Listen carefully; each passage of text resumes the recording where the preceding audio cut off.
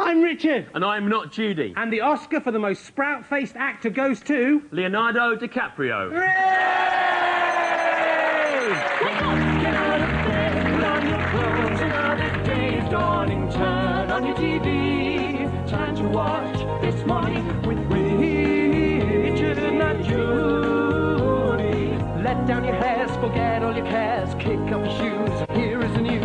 Take off your shirt, here is the dirt, take off your pants, thanks, with Richard and Judy. For better not worse, it's live not rehearsed, made for no money, surprisingly funny. Welcome your hosts, they both rich and Stu, they have no idea, so let's see how they do on This Morning with Richard and Judy.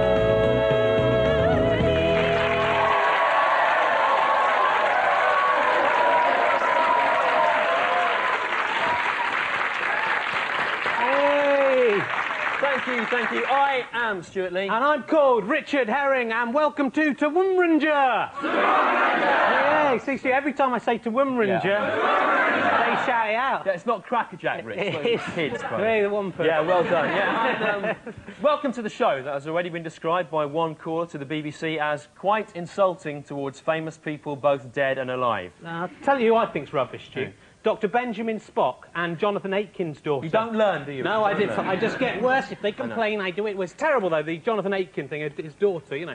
I mean, if we're to be believed what they say in the papers, he made his daughter lie for him, and now she faces jail. But, I mean, you have to be a pretty harsh judge to send a 17-year-old girl to prison for lying for her father. Yeah, I hope he does, though. Yeah, hand me. Anyway, today is Mother's Day, so if you're a teenager, I expect you got up about 10 minutes earlier than you usually do, and then took your mum some undercooked eggs and a spilt cup of tea, and are now acting as if you're entitled to do nothing around the house for the next year. I love my mum, though, Stu. She's the best mum in the world. If you're watching, Mum, I'd just like to say Happy Mother's Day, and to show you how much I love you, I've made you this. What, a spice rack? Yes, a spice rack. So you make her a spice rack every year, don't Yeah, and I will continue to do so, Stu, until I see her using one of them. Okay. Use the spice rack! Don't you like spices, you ungrateful old whore? Oh. What's wrong with you? Spice up your life! Every woman, every boy! Nobody loves their mum as much as I do, Yeah, Stu. OK, all right. Nobody. What about Oedipus, Rich? He really loved his mum. Well, Oedipus, Yeah, Stu. yeah, in classical myth, right, Oedipus so loved his mother that he killed his father and then gouged out his own eyes. Yeah. You should have just made her a spice rack, shouldn't you? How different the world would have been then. The phrase Oedipus complex would be used to describe not a man who wanted to make love to his mother, but a man who wanted to make love to a small wooden herb storage facility. Well, maybe Oedipus did make his mum a spice rack, Stu, and it was the fact that she showed no interest in it that sent him over the edge. Okay, 30 years! 30 years of spice action! Oh! OK, stop now. Actually, I've got a picture of you, Rich, with your mum when you were a baby. Oh, really? Yeah, That's I think we can get it up on it. There it is. There. Not the picture, Stu. Now say she doesn't look like Bobby Robson. That isn't a real picture. You've made that. Look, that's in colour. That's in black and It's a white. real bit. Look, that peels off. It's not real. I got it off your mantelpiece. You did not. Anyway, time to meet the team today. Will you please welcome at the information couch husband and wife fact duo, Joe Unwin and her husband, the actor Kevin Eldon. Yes.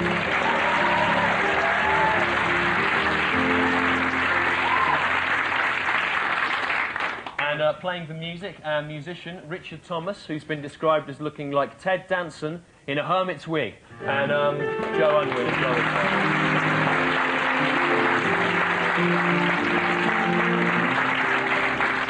You really love it. It's nice, baby. It's great. Yeah. And full of the joys of spring, please welcome new bar slave duo, Trevor and Natalie. Trevor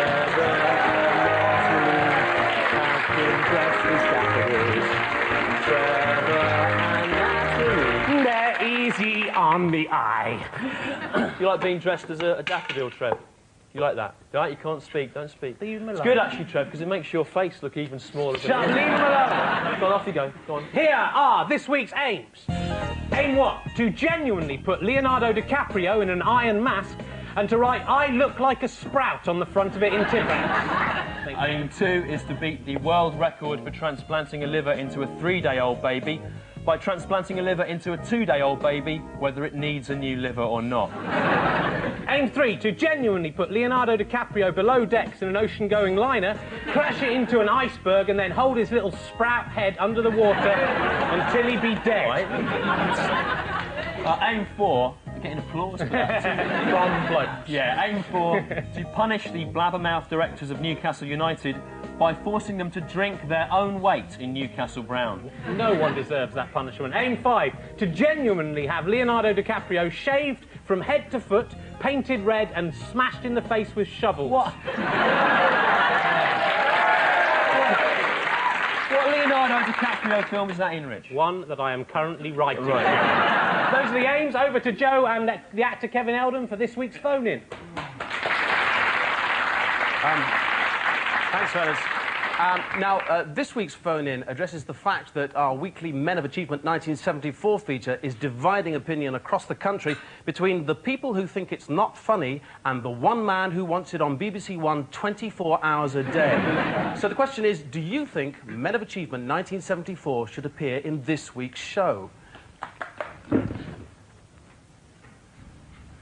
Dial 0891 33 88 01 for yes. 0891 33 88 01 for yes. Dial 0891 33 88 02 for no. 0891 33 88 02 for no. And dial 0891 33 88 03 if you think the actor Kevin Eldon here looks a bit like a monkey and that I could do a lot better. 0891 33 88. Well, that's not funny. Dial now for those monkey facts. And last week, in honour of Mother's Day, we asked you to tell us why your mum should be this week's queen of the show. And joining us here on the sofa is little Amber Manson, who's 14 years old. 14. Imagine So, 14 years old. 14. Oh. Why is your mum the best mum in the world, then? Why? Okay. Well, she's got these wonderful little ankle bells and she lets me borrow them when I want to look interesting. And she's got quite big hair, you'll see in a minute, and Right. it's good for hiding behind. Right, there's a good reason for anything. Ankles and big hair. Well, Amber, those reasons enough, believe it or not, were enough to mean that your mum, Kate Mansell, is this week's queen of the show. Crown the queen. And Queen Kate now doing officially spoils the flowers there from Trevor. Milk tray and Black Magic. Ferrero Rocher chocolates were spoiling her. And a spice rack from Richard Herring. And another spice rack. More spice racks than anyone could ever need. Truly, a mother was never loved so much. The Queen is crowned. I'm the Queen! Let's sit down. There we go. With your spice racks. Do you like your spice racks, Queen Kate? Yes, I like this long one Do particularly. you? You like a long spice rack? That's I made that. See? She likes them, mother. She likes them. Look, she wants it. I hate you. I hate you, mother.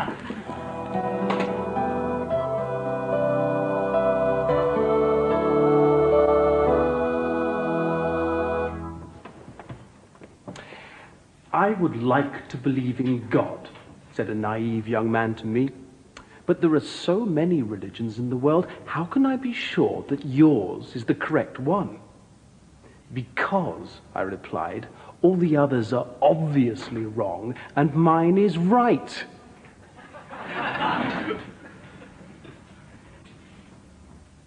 Unusual priest there. Now, Queen Kate, as Queen, not only will you be fondled by a man whose face is so small it looks like it has been taken off the front of his head, washed in a far too hot wash, shrunk, and then stuck back onto the front of his head without any thought for how ridiculous it would look. Leave him alone, he's beautiful. You will also get to eat whatever you desire from this. The Mother's Day Mother's Trolley. Here it comes.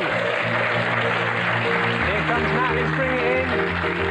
Laden with all beautiful things that all mothers would like. There's mum deodorant there. There's everything. There's lots of products here from the obscure 1980s food range My Mum's. That's right, they're the same as real products, but slightly inferior. My Mum's lemonade there.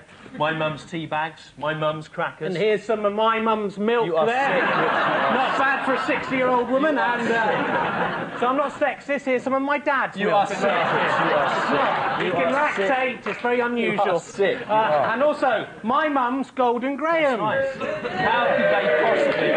Yeah. Actually, genuinely popular, so I'll forget that line. Anyway.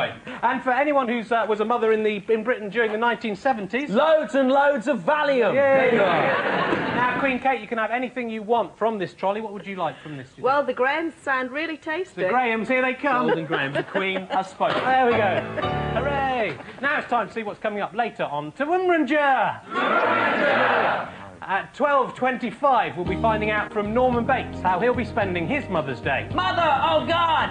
And at 12:30, we'll be remembering the life and work of the world's most famous mother, Mother Teresa, as we take a look at a set of previously unpublished explicit glamour shots. At 12:49, we'll be genuinely planting Leonardo DiCaprio in an allotment to see if he will sire a harvest of giant sprouts. Leave him alone. At Horrible 12:56, bloke. we'll be revealing a cure for Andrew Lloyd Webber's mystery illness, unless we receive £5,000 in unmarked bills. But first, here's someone who really hates his mother. Look at this. Like all mothers, Mother Nature is a woman, and is thus temperamental and untrustworthy. Sometimes she soothes us, letting us suck at her dry dugs, but other times she slaps us and takes her dugs away. Hi, I'm Greg Evigan from My Two Dads, but now I'm presenting this show, When Insects Attack. This week, worm. Well, I was playing and my friend went down the slide first and then I went down there and then he was waiting and then I stood there and he got a worm and he was chasing me with it. Remember, this is the original camcorder footage. And I was really frightened and I got to the slide and I was trapped. And he started wiggling it in front of my nose and put it on my nose.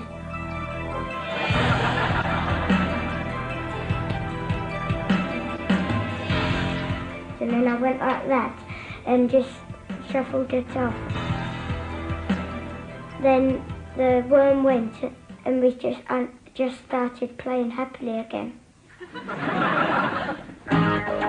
Well, Michael will be thinking twice before playing with the worm again. His tiny mind has already experienced the actuality of what can happen when insects attack. I'm Greg Evigan. Bye-bye. I made this. Greg Evigan. Greg Evigan. Greg Evigan.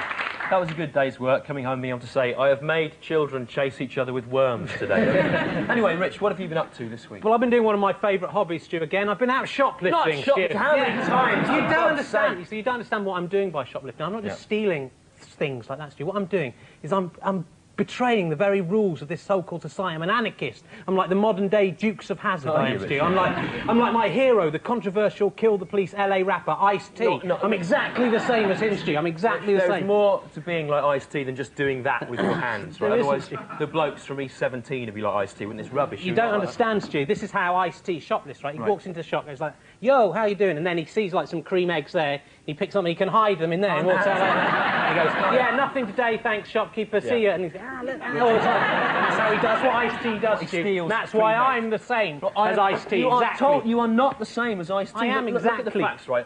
Ice-T, he's an advocate of free speech. Yeah. Black rights. Yeah. He's a self-made man, anti-capitalist, and he's got a huge arsenal of guns, right? You are a small, fat, middle-class white man from Cheddar in Somerset with a huge arse. Do you see what I did when I turned around? Arse, that's good. Do you think Ice-T's mum, like yours, looks like Bobby Robson? My mum doesn't look like Bobby Robson. Does she? Do you think people say, oh, Ice, I saw you driving around South Central the other day with ex-England football supremo Bobby Robson in your car, and he was wearing an old woman's floral print dress? I think that when Ice-T does like a gig in his hometown, his mum checks all his material before and makes him remove any of the swearing so she won't be embarrassed, like your mum did to us. You shut up. I think she goes, oh, Ice, would you mind not singing Bitches 2 tonight because Mr. Dean from the sports shop is in? I think she does that. You shut up about that. And is your mum going to be making sure we don't say anything rude at Bristol Old Vic on April the 26th, Rich, and following us around on our 31-day April and May tour, details of which can be obtained by writing to at the end of the show from the address you can see in the credits? Yeah, I like what you're doing there. It's quite subtle the way you got that in against I don't think the BBC will notice if we just move on and don't draw attention to it. And do you think Ice-T's dad is called Keith, like yours, Rich? Keith T. Do you think he's called that? Keith T. If you knew anything about anything, that you know that Ice-T's dad isn't called Keith T. No, he's not, is he? That would be ridiculous. No, he's not called that. He's called Mr. T from the 80s. That is his dad. He's not. Mr. T. Over to Joe Unwin and the actor Kevin Eldon for this week's listings. Thanks, guys. Thanks. Well, I don't know about you, but I'm lusting for a listing, so it's over to Joe. Come on. Right. First this week, gravel. Gravel will be thrown into the faces of sick children by excited priests at York Minster this Friday. The gravel, which may have the power to cure minor illnesses, will begin to be thrown at 9 a.m. I love that. And how about this? Munchkin Merlin Merkin March. Are you one of the original actors who played the part of a tiny munchkin in Judy Garland's Wizard of Oz? Do you believe you are a reincarnation of the mystical wizard Merlin? Do you wear a merkin? Then you might like to take part in the Munchkin Merlin Merkin March from Melksham to Matlock on Monday morning. I refuses to believe I'm the only person in the world who'd enjoy an event of this kind, says the parade's organiser Ian Catby, a 3-foot, 90-year-old Merlin lookalike who hasn't got a hair on his body. Sounds fascinating. And that's all the listings Oh, no, for this no, week. because, Richard, aren't you doing something this week? Yeah, it's a little jazz gig, you know. Yeah. Yeah. Our pianist, Richard Thomas, is playing with the Little Timmy Tinky Coltrane Tribute Trad Jazz Trio at Pizza Place in Bedford on Tuesday night. Shoot. Thanks for the Oh, plug. is he really? Well, I'm sure there'll be plenty of tickets available for that. I think that's all the listings for this week, unless, of course, my wife has any more unscheduled surprises for us here. No. Oh, good. All right, fellas, that's all. Thank you very much. Is that it, Kev? Isn't it? What about the Tony Blair's joke? No, not this week, no. Oh, come on, it was so good last week with the directory inquiry thing. I've been really looking forward to it all week. Well, that's the point, Rich. See, the standard was very high. I can't let it drop, see. I can't keep it up every week. It's not all you can't keep up. You said what? You said, what? Sorry, you said something about I can't keep something up. Now, would you perhaps like to tell the ladies and gentlemen in the studio and at home, an old keyboard dick over there, what I can't keep up? You're making a fool of yourself, Kevin. Oh, no, I'm not making a fool of myself. Do you want me to make a fool of myself? I'll make a fool of myself. Hey, I'm talking to you over there. Yeah, Mr. Bojangles. Hey. Now, just listen up. Hey, I happen to love this little lady, yeah? And sure, we've had some bad times. Mighty bad times. But the good times, let me tell you, fella, they've been sweet. So just back off, Jack.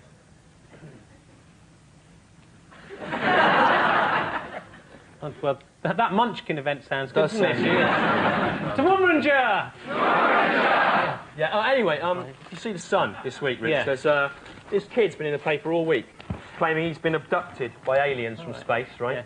Now are the aliens there? Oh, that's his mum and dad. Look, they're very similar, though. I got abducted by aliens once, actually, Stu. I woke up in this strange bed in a room I'd never been in before. I was wearing a woman's bra, an old man's pants, a bright ginger merkin, Stu, a gas mask, and the aliens had left their kind of milk all over me, all smeared all over my face. Alien milk? Yeah, I lapped some of it up, you know, to see what it was like, and it was horrible tasting milk. It was kind of brackish taste, not like milk at all, really. Alien milk? Yeah, I think that's why they come to Earth, because alien milk is so awful. They come here to get our nice planet Earth milk. Yeah. That is why I believe, Stu, that they fly around in saucers. See, Rich has been getting the jokes off lolly sticks again there. It's not a joke, Stu. No. I'm in deadly earnest. What? The thing is, I don't understand about aliens. What's all that? Who are these aliens? Well, where do they come from? What's going on, Stu? The I don't best understand. way that I can explain that Go to on, you how? is by the use of this educational programme for the under fives. I always tape it off the telly for some reason. Yeah, and I taped it off cable TV this week. Oh, good.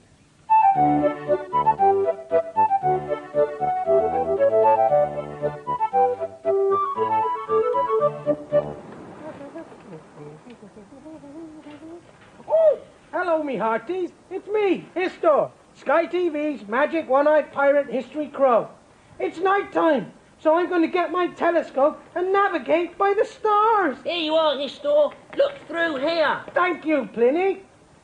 What on earth? These aren't the stars. All I seem to be able to see are the internal digestive organs of a man as viewed by the rectum. This isn't a telescope. Oh, sorry, Histor. I thought you said endoscope. The fibre optic tube used by doctors to perform investigations into the bowel, namely endoscopies. No, you numbskull. I said telescope, Sorry, not Histor. endoscope. I thought you said endoscope. Anyway, what's the news, Histor? Well, you may have seen on the grown-up news that there's been some people who've seen UFOs. What is a UFO, Histor? Although I have a full working knowledge of obscure medical procedures, I have never heard the phrase UFO before. It means unidentified flying object. Unidentified flying object. Some people think that they are the spacecraft of aliens. Aliens? I hate them. No, aliens. Aliens from outer space. Come with me now, Pliny. As the crow flies.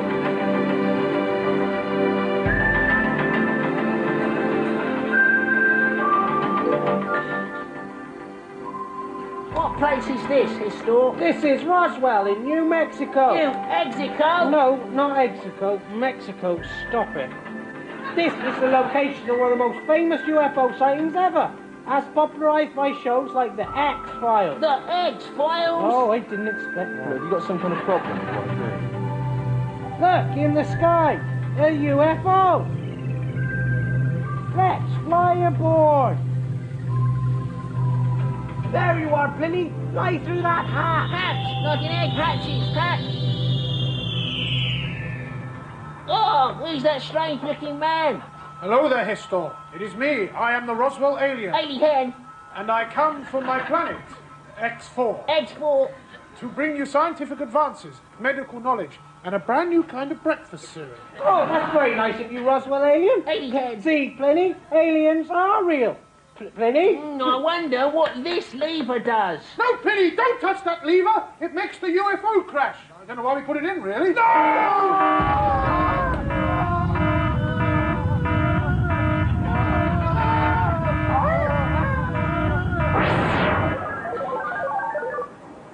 Well, I hope you're pleased with yourself, Pliny Harris. Your foolish actions have probably created the spark that could ignite a full-scale intergalactic war. Sorry, Histor, I didn't think. Shut up! Give me the telescope again, Pliny.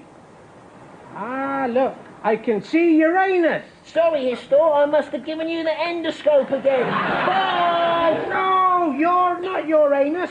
Uranus, Oh, the sorry, planet. Histor, I meant my anus. No, I would never say anus on Sky TV.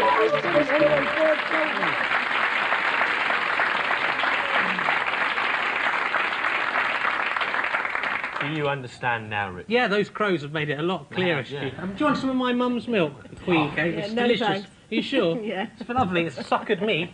You know, in my life. You know Queen Kate was Miss Paris-Bar in 1966. Give her a round of Yes, applause. thank you. That's a place in Birmingham or something like that. Do you feel, you know that sometimes when you fancy your mate's mum? Stu? All right, leave that. I will. now. You know... Actually, this is, do you like Trevor? Have you had time to check him out? Yeah, Quite nice, I isn't think he? his petals are beautiful. They are. Of course, those are false. You know that. But actually, I'm glad I've seen Trevor there. The my mum's Leonardo DiCaprio. Imagine if I'd managed to say that properly. It may have been funny. I guess we'll never know. Try it now. against you. We'll all try and forget that you said it wrong. Okay. Trevor Lock there. The my mum's Leonardo DiCaprio. No, it wouldn't have worked. Stu. Yeah. Was one bloke laughing in a sarcastic way. It was Richard Thomas. Yeah, it's nothing to be gained from that. But actually, a lot of Trevor's mates have been writing in saying that his face isn't really small, right? So I've decided to put that for the test once and all. There we are. Now that is a small face, isn't it? There's no way, no Leave two him ways alone, about Stu. it. Can no Get denying him, it. Trevor. It's beautiful.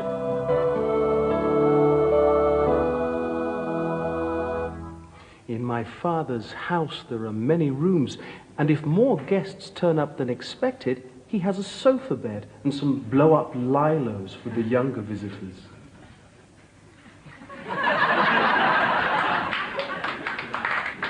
You know, That's if you want. no, don't bother. You know the best mother in the world is. No, Stu? who's the is- best mother in the Is world? the Queen Mother. The Stu. Queen But- Mother. Yeah, I'll tell you why. Because she just lies there in a palace all day, being serviced by hundreds of men who impregnate her. She gives birth to hundreds of children, and then she throws out her lovers into the cold to die. No, Rich, I think what you've done there is you've confused the Queen Mother with the Queen Ant, haven't you? Yes, I have. Yeah. That's where the humour arose from. Yeah, because they've both got Queen in them. Yeah. Though, admittedly, the second part of it doesn't sound very similar. No, it's an no. unlikely misunderstanding. An unlikely error. But it did happen. Do you have any fond memories of your own mother? Stu? Yeah, I do actually. I remember when I was a little kid, the first time I ever got drunk, I was about 13 years old. And I got drunk on this cheap Greek wine. And I went home and I went into the bathroom and I was just sick on the floor in there. And then I was sick all down my clothes after that, and all my clothes were all covered in sick. And then I was sick into the sink, and that got all full of sick. So I tried to scoop the sick out of the sink and put it down into the toilet until the toilet was actually full up with sick. It was all overflowing with sick. And then my mum came in and she looked at the sick on the floor, and she looked at the sick all down my clothes, and at the sink there all full up with sick, and then at the toilet across from that all overflowing with sick, and then at me standing there with my 2 cupped hands full of sick. And she said to me, "Have you been sick?"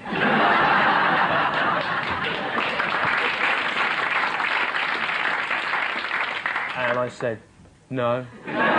I got away with it as well that time, which was good. Just laughed it out, you know, it was all right. So, had you been sick or not? I had been sick, yeah. At the beginning of the story, you said you'd been sick, and then at the end you said you hadn't. Comic purpose. Well, no, it was a good story. I liked the story, Okay, Stu. It was a good right, story, but it didn't make sense. Time to go over... The second half said you hadn't been sick. To Joe Unwin and the actor Kevin Eldon for the phone-in update. 549 people have called in so far. 39% said they would like to see Men of Achievement. 23% said they'd like to see it scrapped. And 38% said they think the actor Kevin Eldon looks like a monkey. No monkey. There we go. The facts rolling in. They are. So just at the moment, you're going to see Men of Achievement, but maybe not. Now, then our next guest actually used to teach me history. And now you might think our guests are going down the toilet if that's all he has going for him, but it isn't, because he's now world famous, because a little over a year ago, he discovered he was related to a very old skeleton. That's right. So, will you please welcome from the Kings of Wessex School in Cheddar, in Somerset, Mr. Adrian Target. Here he is. The real man. He's real, this is all true. Real man. Mr. Target, I don't feel I can call you Adrian, because you're always... Feel Mr. free, Richard. Can I? Feel Adrian. free. OK. Someone has to, I suppose. So, can you tell us what happened? How did this come about that you're related to a very old skeleton? Well, a television company came to do a programme about Cheddar because it's such an interesting place, as you know. Yeah. And he wants to be mayor. They wanted to photograph the caves, and they wanted to photograph the palace outside of the school. And they wanted to link the skeleton with some local people. What skeleton? Remember, most towns don't just have skeletons like that. Oh, we've got a very famous 9,000-year-old skeleton. Right. And they wanted to link local people with him. So they wanted to DNA some children. They got a sample of DNA from the skeleton. What, and then you just said, can I do it as well? No, I said some of the children didn't want to be DNA. They thought it was going to be dangerous injections and things like that. So they're from Somerset. I said, they were a bit suspicious. And so I said, I'll have it done just to show you there's nothing to it. Right. And it was me. It was you. He was related to a 9,000-year-old, directly related to a 9,000-year-old skeleton. And how far away do you live now from where the skeleton was found? Oh, 600 yards. Right. Yeah. That's Somerset for you, and this is where they're proud of the fact there's a bloke whose family hasn't moved in 10,000 years. They have moved, Stu. They've moved 600 yards. It's a long way to go. That is a long walk. You live in a cave now, Mr. Target? Or have you no, we don't live in caves in Cheddar anymore. No. You've done so. The days when people lived in caves in Somerset, Stu, are long gone. Not since the 60s. Right. So there is an old woman in Shipton who lives in a hole in the ground. But it's not the same. I've read about you in newspapers all around the world because you're related to an old piece of bone. Yeah. Do you think that's an achievement to be proud of? Yeah, it is. In Cheddar, it's a great achievement. What was that achievement of teaching Rich, who's now on TV? Was that famous? I think you actually, Mr. Target, brought in an old picture. If we can get that up, I don't know if it's. There it is. There. There's Rich when he was young. He had an arrow stuck to his head, going in the wrong direction traditionally. That's good. What was I like at school, Mr. Target? Was I all right? Words fail me. Do you remember that time in the Ascension Day service in about 1983? And Mr. Herring, the headmaster, said, because we all got the same name down there, he said, can we have a minute's silence to remember Jesus ascending to heaven? And everyone was silent. And then one person in the congregation made a really loud burp that lasted about 5 seconds. Do you remember that? No, I was already... That was me, I did that. No one ever knew, but I've just revealed it. I was already up the tower with the Reverend Denman. Were you? Then. Yeah. That's why he got sacked from being vicar. Yeah. Well, if you've ever wondered what, it's like in Cheddar, and the names of some of the people that live there, then now you know. If you haven't, probably feel slightly confused and bored by that. Mr. Adrian Target. Adrian Tanter Target there. Adrian Tanter Target. He's related to a skeleton. And now, let's have a look at some other teachers. Come along, ladies and gentlemen, you know it's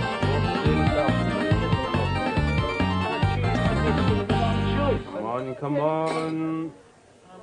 School hours are precious, and there's very little time for discussing grievances. So, one lunchtime a month, the head sets aside 10 minutes to clear the air. Oh, come on. We've got a lot to get through. Take 1 cup of coffee and 1 biscuit. 1 biscuit, Mr. Harris, unless you're having no milk in your coffee, in which case you may take an extra biscuit, unless it is a chocolate biscuit. Now get to your seats quickly and quietly. Headmaster, can I have no coffee and 3 biscuits? Don't be impertinent, Mr. Kennedy. I'm not. I think your biscuit system is very good. You obviously don't, so button it now. I do. I think it's very important that we have a correct biscuit system. Imagine the anarchy that would occur, Headmaster, if people were allowed to just have as many biscuits as they want. I am not interested in your Kenny Everett whimsy, Mr. Kennedy. Because all I'm saying, right, why don't we have a system where any member of staff is allowed to have any one of any 3 items, be they coffee, biscuit or milk. That way you could have no coffee and 3 biscuits, or 2 biscuits and a little tiny cup of milk. It's just about that. Perfectly clear system. 2 biscuits maximum. Sit down. But Mr. Kennedy is right up to a point, Headmaster. Mr. Harris, joining the Biscuit Conspiracy. No. Oh, infamy. Infamy. They've all got it infamy, as the late great Kenneth Williams said. It's just that if Mr. Kennedy was allowed 3 biscuits and no coffee, and he didn't want one of his biscuits, then I might be allowed to have a milky coffee and 2 biscuits if one of Mr. Kennedy's rightful biscuits was transferred to my biscuit ration. Take your milky coffee and 1 biscuit and sit down. May I remind you, you are on probation, Mr. Harris. Oh, thank you so much. Oh, no, my biscuit's gone all soggy. Well, come on then, eat your biscuits. Hurry up, heat them. Thank you, Alan. Good. First item on the agenda. The perennial problem of mindless vandalism and graffiti in the staff toilets. Now, every week I print out a new polite notice on my home computer. Please do not throw cigarette ends down the toilet bowl. And every week some wag adds the legend, as it makes them difficult to relight. And I'm not sure, but I don't think in this case that there should be an apostrophe in makes. But I don't know. After all, I'm not an English teacher. Wait a minute, the bell is a signal for me, not for you. Right, we've no more time to cover the rest of the items. But next month I want no more of this biscuit nonsense. I hope that's clear. Yeah. Off you go. Walk! Alan, you can have my biscuit. I didn't want it in the end. Oh, Siobhan, thank you.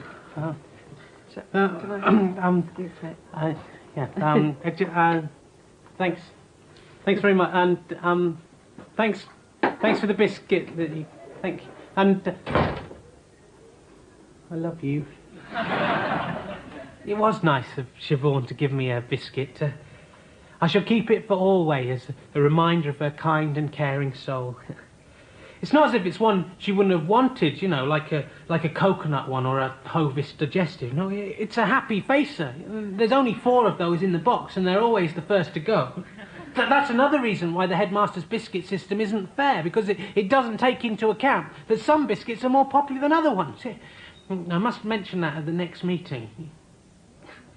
Still, every time I look at this biscuit, I'll be reminded of Siobhan's happy, smiling face, and who knows, one day, if God be willing in his heaven above, I might come home to see the real Siobhan's happy, smiling face there to greet me.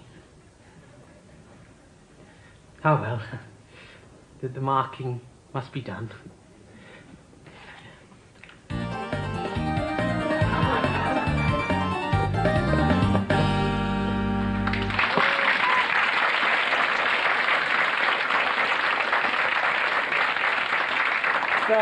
Based on Mr. Target, that character. Not really. Now it's time to meet officially the most frightening citrus fruit ever to appear on Sunday lunchtime television. Will you please welcome the Curious Orange?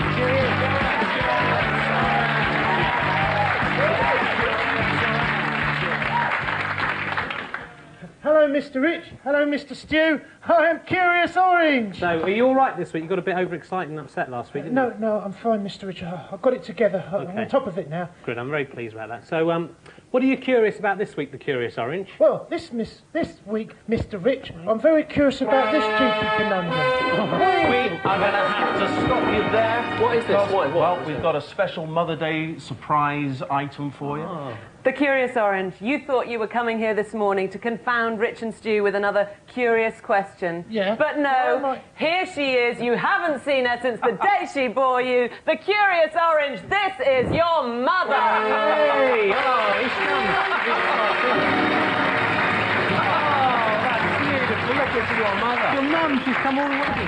You've got a nerve turning up here. Yeah, now that I'm on television, you ugly bent old crow. What have you ever done for me? Curious Orange, be quiet. That's your mother. Have some respect. She bore you on her branches for nearly 6 weeks. Who cares? I was always her least favourite. I mean, how dare you turn up now?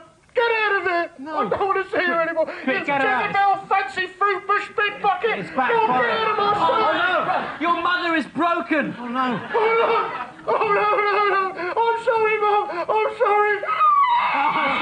It's okay. Be quiet. Be quiet. It's all right. It's all... It's dead. Get him. Get him off.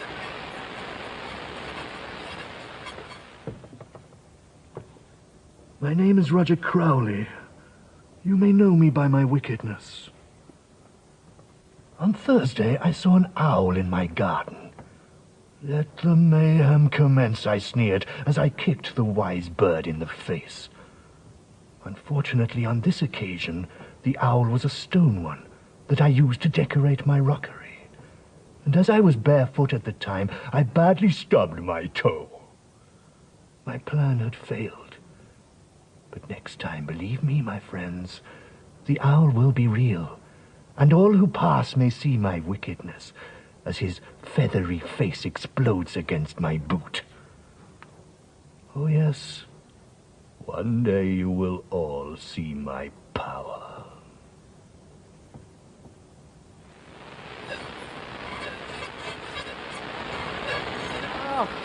Oh, God. Look at that! Look what he's done to me! Right. Damn that orange! Sorry Damn about into those hell! incredible scenes of thank citrus you, fruit Trevor. violence there. Thank you. Now, a lot of people have been writing in. You're right. Yeah, asking if there's going to be another Good acting, series isn't it? of Toowoomranja. Don't do it when I do it. I'm not interested. It's not a pantomime. Okay. And that, of course, depends on the ratings, Yeah, right? here's the figures so far. They've been pretty consistent for our show, around the 1 million mark for the Sunday broadcast. Although during week 3 we dipped to 500,000. Why, Stu? What happened? Why that's didn't because they like us? that week, Why? right? That week we were up against the Australian Grand Prix, and rather worryingly, this means that you, the public, would rather watch people being burned to death in a petrol explosion than some light-hearted comedy. No, don't do that! No, Stu! It's what the public want to see, Stu. They want it. I love you, Trevor. I love you, but you have spurned me, and so you must pay, like the others. Don't do it. You have to go to that extreme. Surely there are other options before setting fire to a small-faced flower-head man. Like what? We could advertise or something. Well, all right then. Okay, right. Off you go, Trevor. Because out there in Britain right now is an apathetic army of couch potatoes and ragamuffins.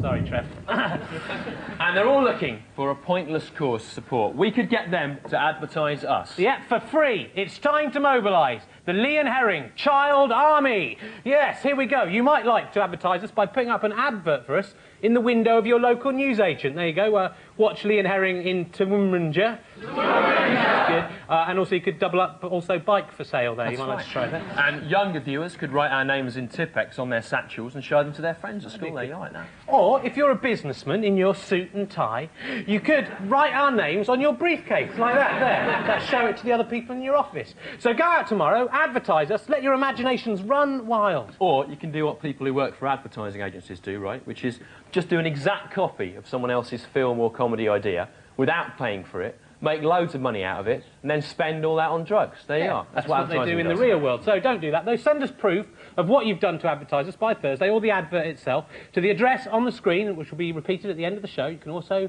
find out our tour details on that, remember. And whoever advertises us the best will be the king or queen of next week's show. So go for it. Yeah.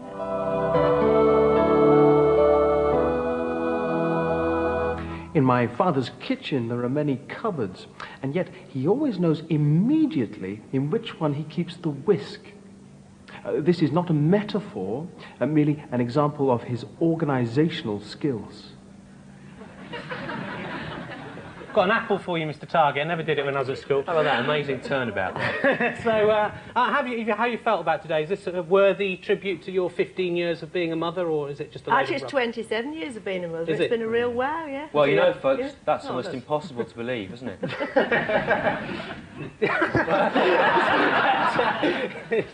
No, she looks lovely. I can't believe it's 27. I was Miss surprised Perry you had Barr, a 15. 1966. 1966. It's an amazing thing, though, isn't it, It is, motherhood? yeah. The idea Amazing. of motherhood. When I think about the actual physical process involved of being a mother, the sharing of energy resources between the mother and the unborn child, and the little fetus growing from nothing, that makes me feel humble and amazed. Slightly aroused? Not aroused by No, that. it doesn't me either. It doesn't make me feel that at all. Anyway, so I was looking at the papers today. yeah. They've got this genetically modified food now. Have you seen Yeah, I that? They saw can that, actually yeah. make Yeah. cows, right, without a brain. Oh, that's a terrifying thought. It is. Yeah. I mean, but I think it's a good idea. Even though I'm vegetarian, I find that a good idea because I think the scientists are thinking ahead. They're trying to make sure, you know, they've seen Planet of the Apes with Charlton Heston. They're trying to make sure we never have a Planet of the Cows style Not gonna happen, situation is it? developing Not out. gonna happen, Frisian Planet of cows on horses shooting Not people. gonna happen, They don't want let's that to face it. happen. You Won't know. happen. No, not just cows, Stu. That's just an example. It could be cats.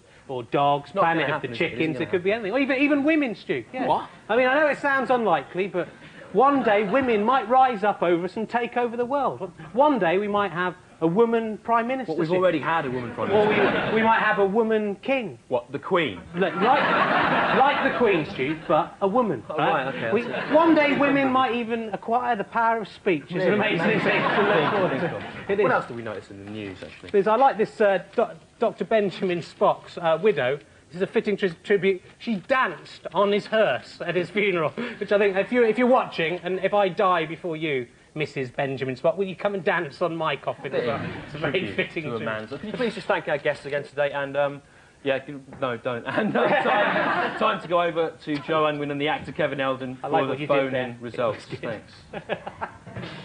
Yeah, we asked you if you wanted to see Men of Achievement 1974 in this week's show. 36% of you said yes. 22% of you said that you didn't want to see Men of Achievement. And 42% of you, that's a staggering 259 people, said you thought the actor Kevin Eldon looked like a monkey, which he does. So here's Men of Achievement after all, because we like it.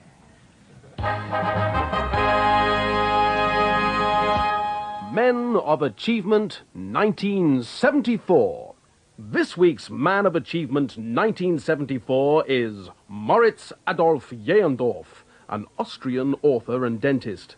His published works include Pie and the Tart, First Book of Puppets, and Noodlehead Stories from Around the World. His hobbies include making wine from flowers. Men of Achievement 1974. Hooray! Now that is the end of the show. Don't forget you can write to us at room 3306 BBC TV Centre, Wood Lane, London W12 7RJ, or visit our website at that address, or even email us at that address there. Yeah, incidentally, our comprehensive email stuff keeps crashing and they keep on cutting us off and we lose emails and stuff. So if you're an internet server and you want to give us some free stuff in exchange for a plug and a free account, do write in and let us know, because CompuServe are rubbish. Don't go with them. That's the end of the show. Time to sing this week's song, the Mother's Day anthem, Bohemian Rhapsody by Queen. Put your Brian May wigs. Put your Brian May wigs on and stand with wigs. Mothers everywhere. Just killed a man, put a gun against his head, pulled that trigger, now he's dead. Mama, life had just begun, and now we're gonna throw it all